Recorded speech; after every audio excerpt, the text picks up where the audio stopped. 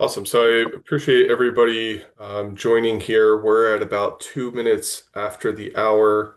I'm not seeing anyone right now in queue, so it looks like just about everybody's ready to go. I think, Rochelle, you're going to take the lead in kind of hosting, at least from a presentation standpoint. Charlie or Rochelle, are either of you going to display screen, or do you want me to do that? Um, Jim, if you want to drive, that might be helpful given our joining via conference room. Sure. Yep, and I can do the stakeholder questions towards the end as well, like we did before. Perfect. Perfect. Should be presenting now. It's coming through for us, Jim. Awesome. Right, let me go back up to the top. So you think, there we go. All right, appreciate everybody again joining on the stakeholder front. It looks like we have a full crew here. This is the first public workshop for the long-term clean energy procurement mechanism. We're going to kind of jump right into things here. Charlie, do you want to go through kind of the agenda in the first slide? I'm just going to mute myself. You can kind of lead us through. And remember, I think Brian's then going to have the first main foray before we dive into material. Yep, that sounds great. Yep, so thanks everyone for joining today. We're going to be starting off the discussion with just a little bit of background about the new procurement mechanism with some key considerations. And then, we already have put out an RFI for comments. And so our next stage of the workshop will be focused on talking about stakeholder commentary, and we'll discuss those questions a bit further, as well as open up then thereafter discussion of additional questions that were released the week prior. So that's the plan for the day.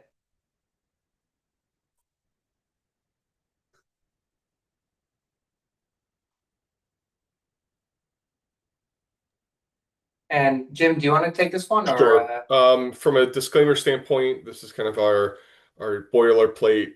So just bear with me. The slides and the contents are intended for informational purposes and are only for summary review and understanding of kind of the topics at hand here. They do not represent a legal interpretation or a statement of policy by the IPA, its staff, or consultants, and that the content presented and any views or opinions expressed during the webinar are not a representation or legal interpretation of policy statement or other statement of fact by the IPA, its staff, or consultants. And finally, the objective of the day, as Charlie's also let out here, is really to provide information to all of you and elicit comments, questions, and ideas from all of you with regards to this long-term clean energy procurement mechanism. This is highly exploratory at this point. We're looking for your thoughts and feedback.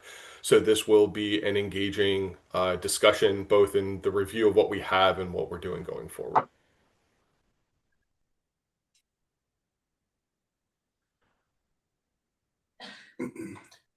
Great. Thanks, Jim. From like a session guidelines perspective here, just wanted everyone to know that we'll sequence it with, again, the background and considerations for the new procurement mechanism defined by Surja. We'll then go into the background comments received to date for framing of the stakeholder discussion, and then introduce the additional stakeholder questions we released last week, and then open for discussion for stakeholder questions and comments on that set. So throughout the presentation, just know that participants, you can raise your hands if you have any clarifying questions or comments directly related to what is being actively presented, and you'll be called upon. Or you're also welcome to add questions in the chat feature at any time. We'll pose those questions to the audience for discussion at various points throughout the presentation. So raise your hand to be called upon, or use the chat function for commenting on those as well.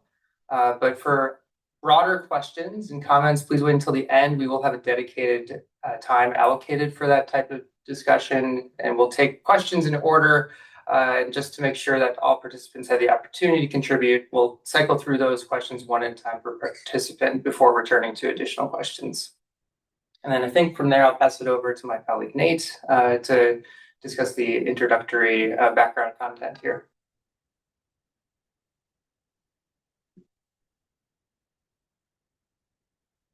Yeah, thanks, Charlie. All right, so for some of you who have attended other workshops recently focused on the IRP mitigation plan, this slide may be familiar to you. Just cover it briefly. There's obviously a lot going on in terms of energy studies and planning processes in Illinois right now. We just wanted to anchor this meeting today within this broader context. So we're talking about the IPA's Electricity Procurement Plan, or EPP. And within the electricity procurement plan, we are specifically talking about a potential new procurement mechanism that was authorized under the SERJA, which was just passed earlier this year. And specifically, this mechanism, as we'll get into in just a moment, is intended to support ultimately downstream implementation procurement activities relating to the other ongoing plans in Illinois, namely the Integrated Resource Plan and the Mitigation Plan, which follows up from the Resource Adequacy Study that was published last year. All right, let's go to the next slide and talk a bit more about this mechanism itself. So as I would like to first note, there's a lot of language in SERJA describing this new procurement mechanism. We've copied a lot of the relevant text directly from the law without any ellipses or anything else or any summaries at the back of this presentation that was posted sort of in the appendix. So refer there for the full text. But of course, we wanted to fit all of it on one page and something that was a bit more digestible. So I'll just kind of read out where we see the core components of this mechanism coming from in the legislative text. So first, beginning with the procurement plan for the delivery year commencing on June 1st of 2027, so next year, next summer, in recognition of a potential need to facilitate additional supply to address resource adequacy challenges. Now, there's an identification of need that needs to come from the resource adequacy report and could be updated by the integrated resource planning process. SERJA then says the procurement plan shall also include the procurement of energy, capacity, environmental attributes, resource adequacy attributes, or some combination thereof, intended to serve all retail customers in Illinois. So we break down where we see some of the key aspects of this. Number one is, first and foremost, as I mentioned, the mechanism is an opportunity, is one of the tools in the toolkit created for state agencies under SERJA to actually facilitate the implementation or deployment of new resources to support the needs of the state's power grid and retail customers. Specifically, then those needs are supposed to be identified under the other planning processes, namely the resource adequacy study first, and then the integrated resource plan as it's now underway. The mechanism is designed to be used as another tool, recognizing that there are already a number of procurement mechanisms that exist in Illinois, including the RPS program and the behind-the-meter solar programs administered by the IPA. And there are also, of course, existing supply relationships and contractual mechanisms that are outside the current purview of the IPA, namely undertaken by alternative retail suppliers. So we see this particular tool as needing to essentially stem from an identification of need in the RA study and the IRP, and that also this needs to be taken into context of the other things that are already part of the toolkit of the state. And then the last point here is that this creates an important need to then further define the use cases and guidelines for how the mechanism specifically should be deployed. And that's what we'll be talking a little bit about more in the coming slides. We'll go to the next slide. So the text at the top here is the same for the next couple of slides, just so you can refer back to it as we're voicing through. What I want to note on this slide, a few specific and really important clarifications. So first and foremost, this mechanism, this procurement mechanism, is a component of the IPA's electricity procurement plan. and litigative proceedings. So this is not a component of the IRP or RA study mitigation plan itself. It's intended to come downstream from that, or in this particular case, there's an opportunity to use it upstream. We'll talk about that in a moment, but it is a separate process. Furthermore, the mechanism should be informed by the RA study, which did find when it was released in December of 2025 that there is an RA risk facing Illinois and facing the broader regional markets that affects Illinois customers in the coming years. And in the future, this mechanism is intended under SURGA to follow and be anchored to findings in the RA study and future RA studies, as well as the mitigation plan and really the recurring IRP and its 4-year cycle. The mechanism does not have to be used. That's also an important point to really hammer home here.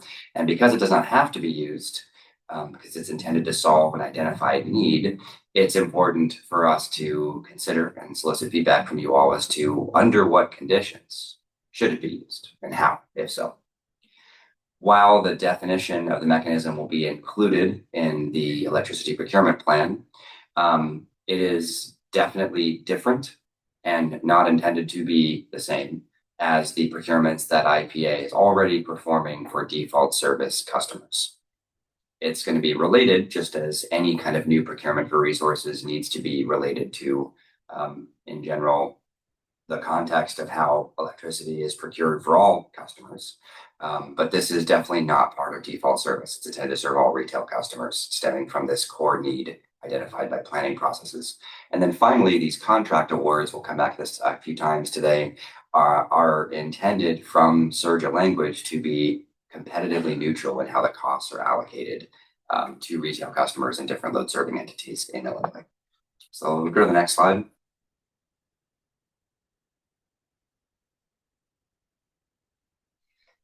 So here I kind of want to boil all of that down to 3 key questions that we want to really hone in on with you all today and in subsequent workshops in the next couple months.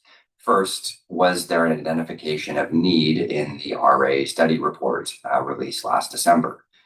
There was, in that a risk of RA shortfall was identified in the report. Second, is the IRP process completed, or does it provide insights for consideration at this juncture? I can tell you that the IRP is certainly underway. We are actively working on it. But no, it is not yet complete and does not yet have material results that can be considered for insights at this stage, today. And so we will not have those conclusions until the report is more formally filed in November of this year and has a successive proceeding initiated with it. Finally, is a procurement of products or attributes advisable? That's what we want to hone in on with feedback from the stakeholder group, as well as the continued determinations by the agencies here. So essentially, while the IRP is not yet complete, the language under SURGA provides an opportunity to use the mechanism based on the results of the RA study. So to consider whether that opportunity should be used, the IPA needs to first identify the potential resource adequacy gaps from reports, determine if a procurement should be conducted and why, and then define guidelines for future use. And that's where we really want to focus all of your input, questions, comments today.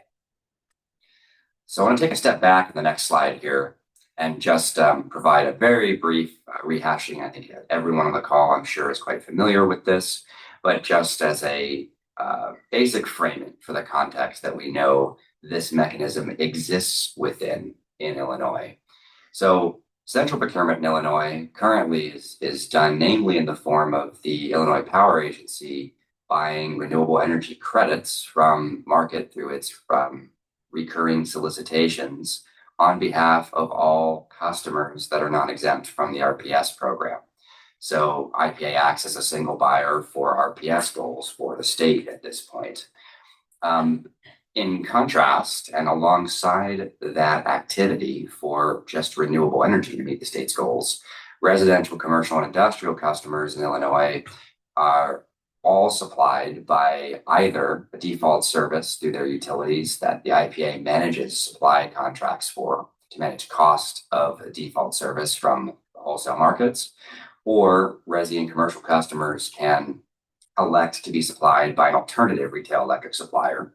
Industrial customers have access to choose an alternative supplier or direct access to the markets or self-generation from their own power facilities. And so industrial customers have a few different options to manage their much larger energy users, and policy and market structure was designed for that purpose. Noting also that municipal utilities that are vertically integrated manage their own supply as well. And customers that fall under them and their service territories are handled that way.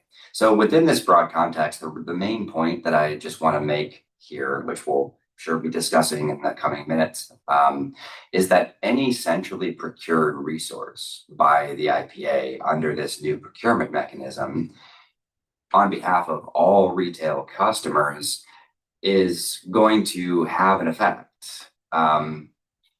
And its effect is going to be different for different suppliers based on their existing supply contracts and relationships. How well hedged are individual suppliers, what owned or contracted generation is already there, and any costs that are allocated for this common set of resources that come out of procurements need to be considered in that context.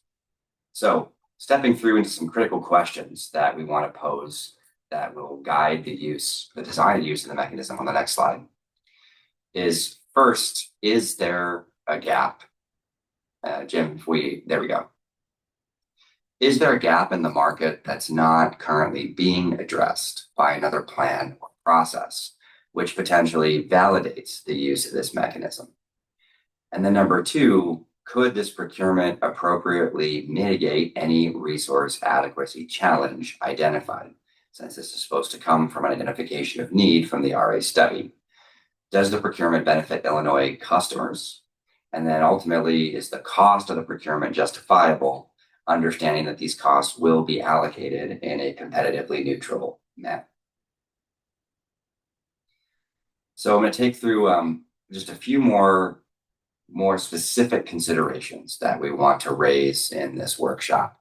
If we go to the next slide, there are a couple of categories in sequence stemming from these questions that are gaps that we need to address, that we need to define what goes in there. And I'll just step through this briefly, and then we're going to get to an overview of the timeline for the next few months for this first EPP filing, and ultimately hand it over to Charlie to go through the stakeholder comments that you all have already provided, and then we'll get into some discussion from there. So what are some gaps? First, there's the need determination. Then you need to, from the need determination, understand what the products, the specific attributes should be targeted. Is this energy? Is this capacity? Is this environmental attributes? Is it all of them? Which one's governing? How do you set the quantities? All of that is in need determination and targeted products. Then we get to contracting, and contracting in the statute is described to be long-term. That's language from SURJA. So what is the appropriate contract term and why, and how does it connect to the stated goals of bringing new resources online under contract for the specific need and products identified? Then the procurement process itself, given the timing of the filing and where the IRP mitigation plan is, what should be included, if anything, in the 2027 EPP? In other words, is there a justification, rationale, use of this mechanism ahead of the results of the IRP mitigation plan? And then how should future iterations of the EPP interact with the IRP process, as this is not a one and done exercise, but an iterative planning process that the state has established? And then finally, in cost allocation, again, there's the core question of what does competitively neutral cost allocation mean in practice and how should it be done? What considerations, how should these be implemented regarding these new procurement costs and existing supply arrangements? And then ultimately how procurement should be balanced possibly between customers in the different RTO markets of MISO and PJM that Illinois is a part of. So the next slide is going to be talking about the broad development timeline of the IRP and the mitigation plan, what's happening this year, and where does the EPP development, which is where we are in this workshop, how does that sit alongside everything? So we'll spend just a minute on this. I'll turn it over to Charlie here, and then we'll talk about the specific kind of parallel processes for the energy procurement plan between this mechanism and the regularly scheduled updates. Take it away, Charlie. Thanks, Nate. So what you'll see here on this broad timeline is on the top, this is where the electricity procurement plan development main milestones and instances in which we would be going out and working with stakeholders is laid out. So you can see here the RFI was issued on April 8th. We then issued a second one last week. And we're sitting here today at May 5th for the first procurement mechanism workshop. So then we intend to subsequently issue additional RFIs, have another workshop in early June, and then the EPP will be published, its draft, on August 15th, which then will commence into stakeholder EPP feedback, and then the official filing the end of September before litigation takes off. So you can see that is broadly the kind of stages of the electricity procurement plan development. While alongside that in blue on the bottom, you can kind of see where the interplay exists. So again, the RA study report was issued on December 15th, and then SERJA kicked off the IRP process. And after the RA study found that there was a risk of shortfall, the mitigation plan also was spurred. So you can see this kind of happening. There have already been workshops for the mitigation plan IRP focused on modeling and analysis, and the core modeling analysis to be conducted over the course of January through August, with some draft results initially available in the August or September timeframe, where thereafter there will be refinements, and then the filed mitigation plan, the IRP, is known to be due on November 15th, where then thereafter litigation would commence for the IRP and mitigation plan November through 2027. So you can see here with these two processes happening in parallel, it necessitates the need to make a decision about what would be happening with this new procurement mechanism in the 2027 EPP ahead of any of the official filing and findings in the IRP and mitigation plan. So again, there's a lot going on here in parallel, and it gives us an opportunity to think through the use cases for this first EPP publishing 2027 with this new mechanism, and then thereafter to consider how and where it will then interact thereafter with the IRP and mitigation plan processes. So I think you can move on to the next slide. Nate, you can take it back to you. Yeah, so in short, we've got two parallel components for this EPP for the 2027 year. On the left-hand side, we have our regular annual updates, which is just updating the procurement targets in terms of quantities, and essentially walking through the more typical process that the IPA has established regarding its hedging and procurement activities for default service customers. But at the same time, because of the timeline that Charlie just talked about, we have to solicit input and make some decisions in the next few months as to what this new procurement mechanism could look like or should look like for use ahead of any IRP results. Now, there'll be additional opportunities for this mechanism to evolve and be used in different ways in future planning processes. So we first, we want to take all of it at once. We want to just first look at the question at hand, which is, should this mechanism be used ahead of IRP results, and in what fashion? So let's go from here to the next slide And I want to step through a summary of initial stakeholder commentary. In other words, what you've all told us in response to our previous questions. And then with that summary, we'll then move into some additional questions and want to invite discussion in the later half of this workshop. So first, in terms of our approach, the IPA issued an announcement for this workshop on April 8th, and this was accompanied by a request for comments from all of you. The questions were intentionally broad and exploratory. Again, we did not anticipate this to be a one and done solicitation manner for comments. We are trying to frame up key issues for consideration and guide early stage discussion, see where the core concerns or questions or principles amongst the stakeholder community are, and take those into healthy consideration. So I'm going to step through from the next few slides, just reading the question that we had asked, summarizing key comments from the stakeholders' responses that we received, recognizing that not every stakeholder put in a response, and go from there. So the key questions that we issued: first, what do stakeholders see as the purpose of the procurement mechanism in the context of other IPA procurement mechanisms like default service procurements and the long-term renewable resource plan? What gaps exist in these current mechanisms or competitive market structures in Illinois that this mechanism would address? What resources or products should be targeted, and what contract lengths should be considered? So we can go to the next slide from here and just start to get into it. So here are some overall themes across all of the comments that we received. First, we saw that responses from you all were broadly aligned that the procurement mechanism should focus on addressing resource adequacy needs, as well as Illinois clean energy goals, and not just one or the other.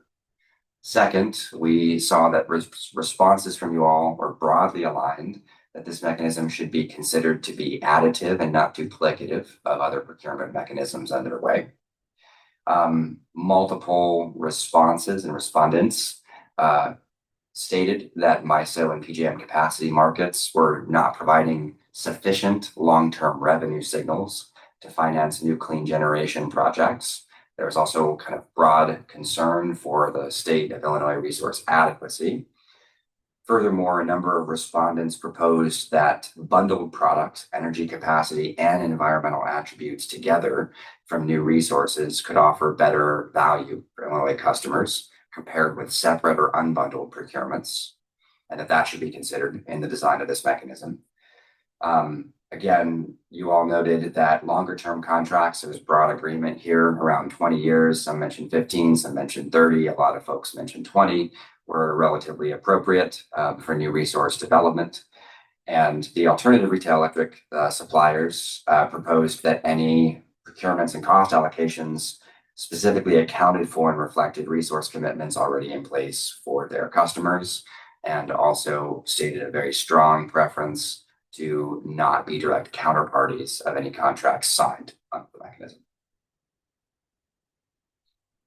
So there's a broad summary of what we heard from you all, and we're just going to step through that in a little bit more detail, wanting to preserve plenty of time for discussions. I won't linger too long, especially as we released not these slides ahead of time, just the previous ones we went through. So on question one, what do you all see as the purpose of this mechanism in the context of other mechanisms in place? There was broad agreement that the core purpose should be RA, or addressing a resource adequacy shortfall, to be more precise, that the mechanism complements rather than replaces existing IPA programs, that the mechanism may be used to support clean energy by providing revenue certainty to new projects, and that the use should be informed by the ongoing IRP and RA mitigation plan process. So there was good alignment there on the kind of high concept for this. Additional themes that we found across the responses is that resource adequacy is a critical issue that warrants this kind of policy-driven intervention to the existing market structure. That current capacity markets are not providing adequate incentives, as I mentioned before. Long-term contracts are important for new resource development and reducing risk and providing revenue certainty.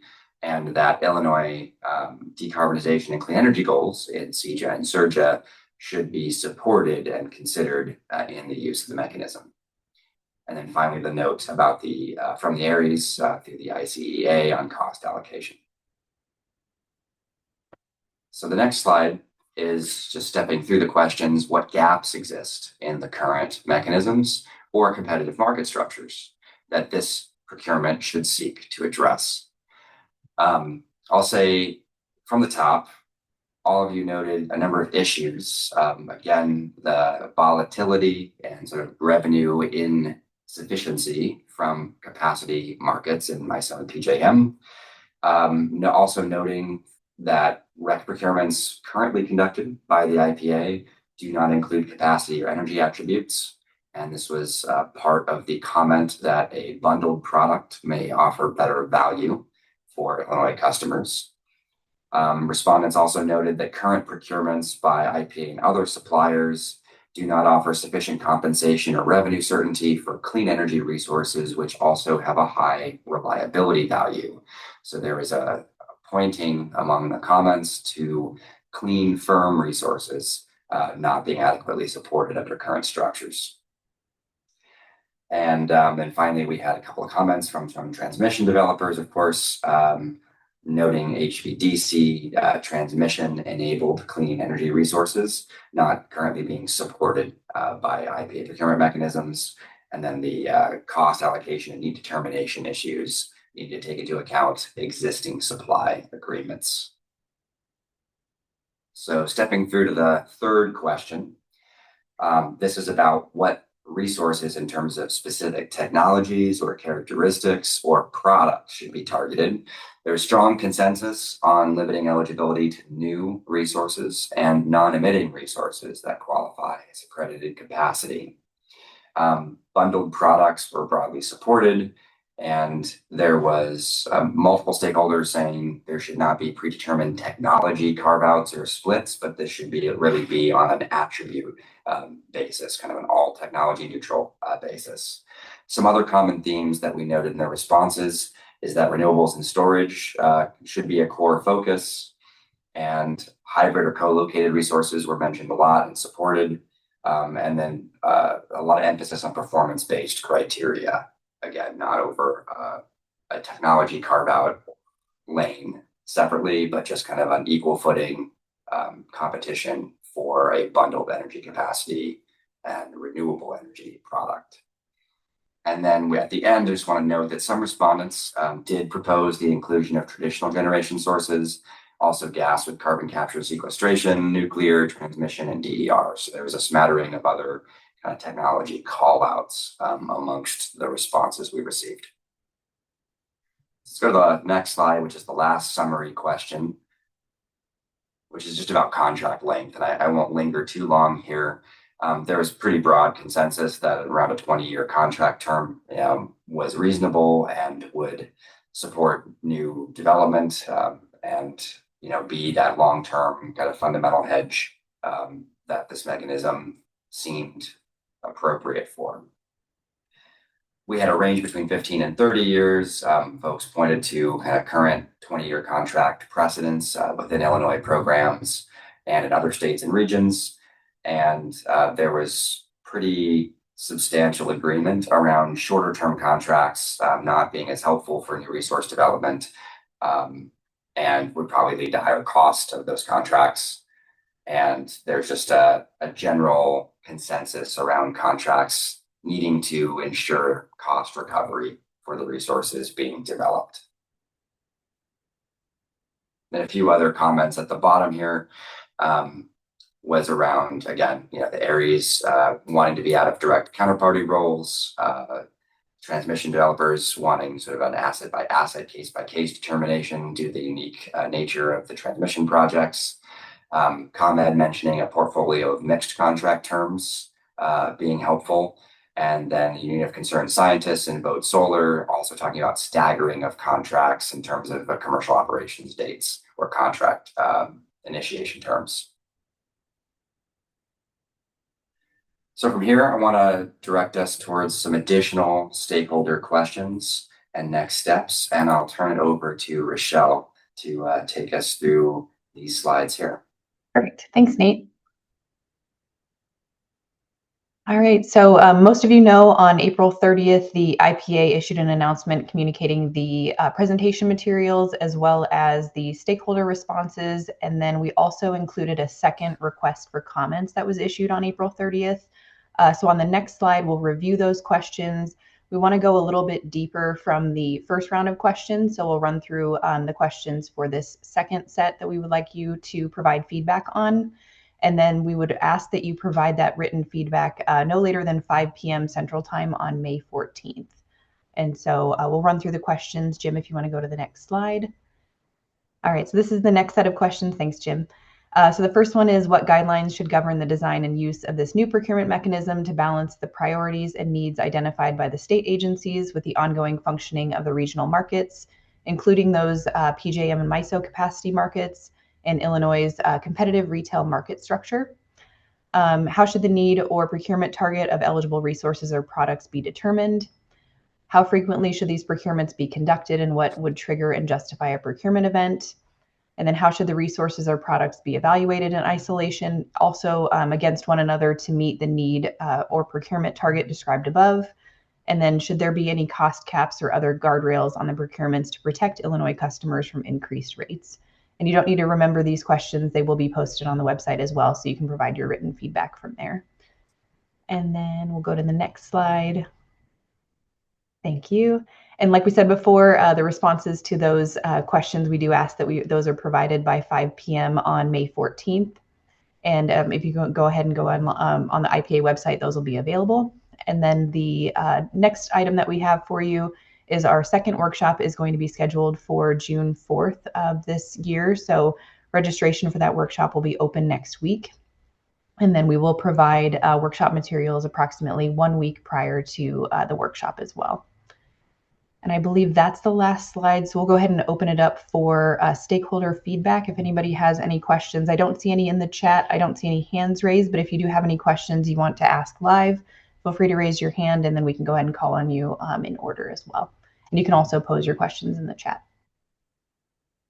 I'd also just highlight for everyone that's on, you may have noticed this morning we updated the slide deck from when you may have downloaded it. It basically adds the 4 or 5 slides that Nate went through with a summary overview of the first question set that many of you had responded to. So that's really the only item of substance that was added from when you may have downloaded the presentation materials, if done so before this morning.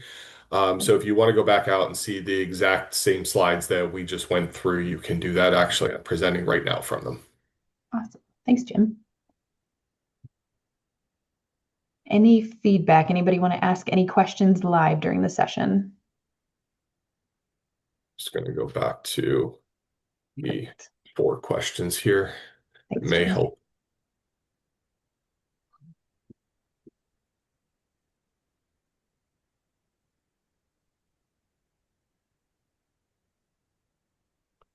These 4 were the 4 original that we had posted. We received, I believe it was 7 responses that are also posted on our website. And I can flip forward here to the additional questions. Here were the 5 that we have recently issued and are still open for feedback. At this point, if you have any questions or comments here with regards to these items, in addition to what you may provide in written form, we'd welcome that feedback.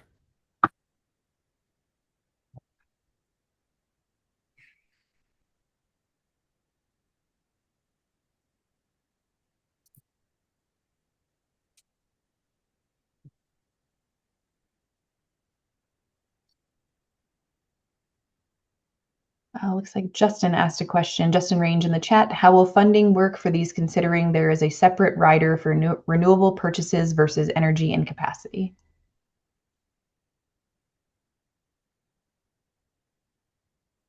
That's a great question. Jim, you want me to frame some high level thoughts, and or you want to chime in on this one? So I'm happy to start, and then why don't you also then frame in some higher order thoughts. So subject to some of this, it depends on the mechanism and the product itself. So there are obviously plans that we currently have. You're all well familiar with the IREC procurement for utility scale renewables. We're in the process of or will be developing the energy storage procurement plan. We have our own electricity procurement plan for basic default service. So subject to utilization of this mechanism and the product itself, it's to be determined. And I'm purposely vague in that we don't know. It's really subject to the gap that's identified and the solution of the product itself that's intended to be solved by implementation of that product and over what term. We did receive some comments, for example, from the Aries group. That we should be taking in consideration, for example, contracts and terms that they have that many of their constituents may have already in place in the medium and long term and product types. We also have procurements that are in place for renewables, for storage, or will soon, hopefully, for storage, for default service that would need to be taken into consideration. There are already mechanisms for recovery of those costs. So it's really subject to the gap itself, the customer groups in which we're trying to support, and over what period of time that would define really how that mechanism could work. I'm also well cognizant of the fact that, if it's a demand-based, capacity-based, maybe it's a demand-based charge, but not all customers are used to a demand-based charge. And so that would have to be discussed. And maybe it needs to be converted, like is done for medium and small residential customers, into a usage-based charge, cent per kilowatt hour. Again, it's really subject to what we're trying to solve and support. And over the period of time for that. And there's going to be a lot of input, be it this process or the IRP itself, that's really defining what those needs are, if not through this process and vetted through the cost mechanisms defined therein. So, Nate, I know you have some experience in some other markets as well. Maybe you have something else you'd like to add. Yeah, I mean, just building on some principles that have been applied in other markets without presupposing any specific application yet in Illinois, building off some of the comments you were describing. I mean, it does in part depend on the products because this is cost allocation is different from in this mechanism, but needs to be related to rate design as well, right? By different customer classes, different rate designs for different customers, or typically allocating the fixed charges to fixed costs and variable charges to variable costs. But in residential and small commercial rates, mostly you have kind of volumetric charges that cover everything by and large. And so if, for example, this procurement is done as a bundled product for attributes, a couple of key principles to throw on the table, maybe this will get some comments or questions going. Number one is, since those products are being procured on behalf of all retail customers, both the benefits under the contract, i.e. the capacity value, the energy hedge in the contract, if the contract doesn't settle liquid variable for energy, the renewable energy attribute product would also need to be allocated to customers and suppliers if costs are being collected from those suppliers on behalf of that. That's a common principle that exists in a number of markets where these mechanisms are. And so that, you wouldn't charge customers for capacity without also giving those customers or that supplier on behalf of those customers the capacity credit against their obligation in the capacity markets, right? So those we want to first crosswalk like what we're buying, how those different products are currently being allocated to customers based on their consumption patterns, right? Share of peak demand, is that on a CP basis, right? What does that look like? Transmission components of that and all of that usage on demand peak versus variable charges on a more volumetric per kilowatt hour. Certainly all of the RPS programs are being collected currently on a non-bypassable per kilowatt hour charge from customers. And that is a precedent that exists in Illinois for that kind of product, but especially from a bundled procurement, it's part of why we're soliciting feedback is we want to maintain kind of standard best practice for how to allocate these kinds of products to different customer classes, but then the competitively neutral manner is a key consideration that we're looking for input on. There are a number of ways to do it. Thanks, Nate and Jim. Any other questions?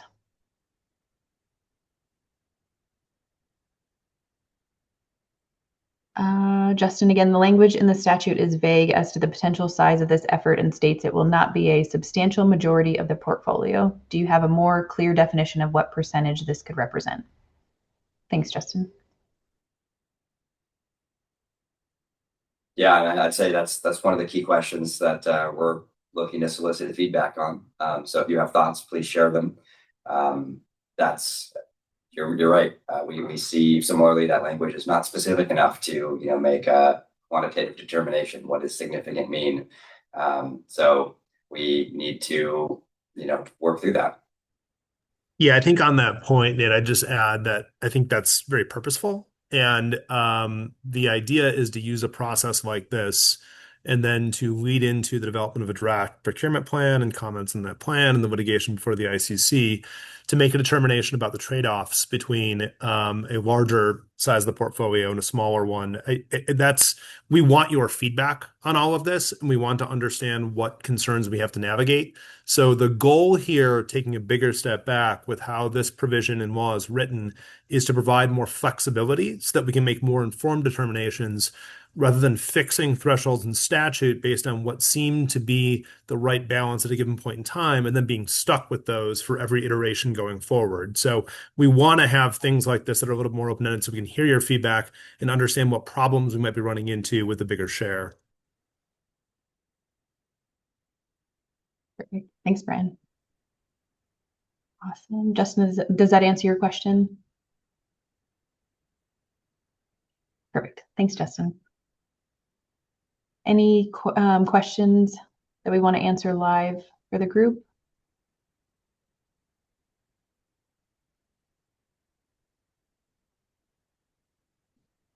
Or any other questions in the chat?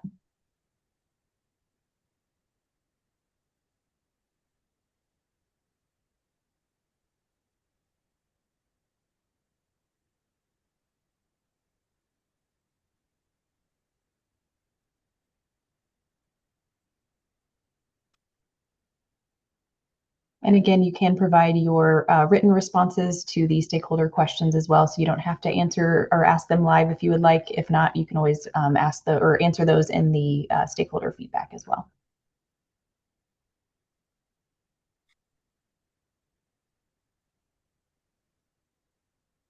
Not seeing anything else, no hands raised and nothing else in the chat.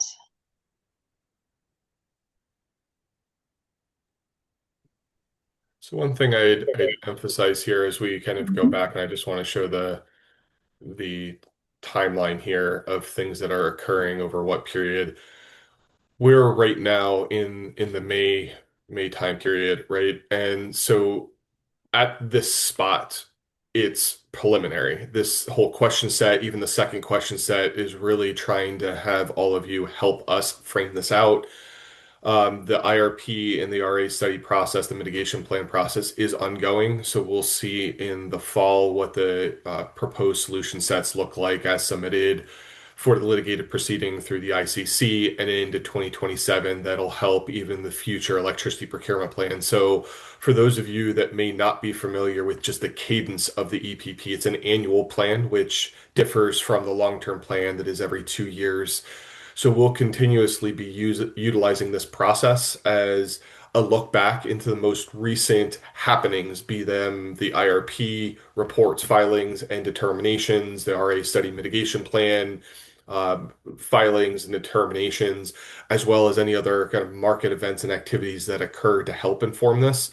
So I would say as much as anything, this process is intended to help set a framework, even if it's not to go out right away for a procurement event. If we find for some reason there's not an immediate gap that can be defined such that we can develop a product or procurement. That's also why we framed it a bit this way, in that it could help establish the framework necessary for the next step. We define that and then see what the results are through these various other mechanisms that are ongoing right now to inform then the later plan development that will be occurring again next year and thereafter in the annual timing that occurs with the EPP. So keep this in mind as well. It's not a once and done process. It is one that we're really trying to define what the concept in the world could be and constantly look back to see what new information we have and what gaps may exist that need to be filled that this mechanism could potentially support. So I just want to reemphasize that in that it's not a once and done, so folks feel like, hey, this is it after this process. This is the start. It's the first EPP that has this mechanism. We'll have a section within it defining what we've heard, what the potential gaps and opportunities could be, and how to utilize or frame this mechanism for future use. With that, I still don't see any additional comments. So I'm not going to keep folks on longer than necessary. What I would highlight again is the next, see if I got lucky and it did stop at the right spot. The next workshop itself is going to be on June 4th. There is no information out there for registration yet. That will happen in the next week. So please look out for that. There will be an announcement with a link. You'll also be able to go out to our webpage and sign up there. If I do this, just so you can see it, for those of you that are viewing on a device that you're able to actually see the screen clearly, you should be able to go out to our website under the stakeholder engagement section. There's a 2026 long-term clean energy procurement section.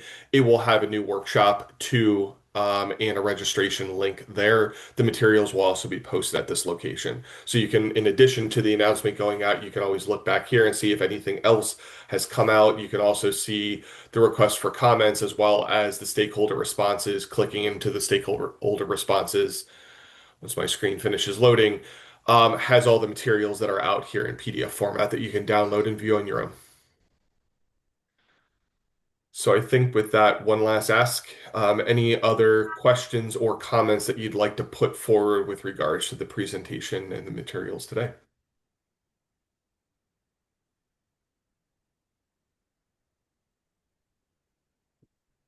Okay. All right. I appreciate everyone's time and attention with all of this. Again, please look out for the announcement that'll come out about registration for the next workshop. If anything else does come up, please feel to reach out. Otherwise, there is the second question set we've issued. Those are due May 14th. We look forward to your feedback. Thanks, everyone. Thanks all.